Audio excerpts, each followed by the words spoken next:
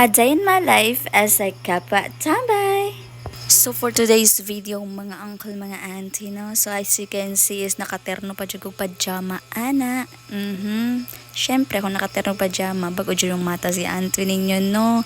May pagbagong mata, mauna na. Yatagan na tagbata, kani mata na po ng atong nephew. So feel na ko, no, akong rule lang as a tambay, no? As a tita tambay, is tigbantay lang dyan pag umangkon.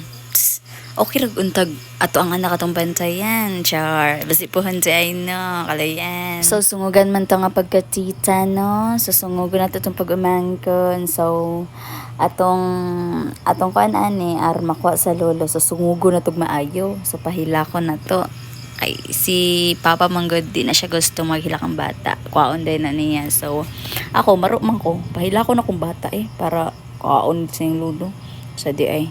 Sa tinuod lang guys, no, makalingaw mo po ang bata, no.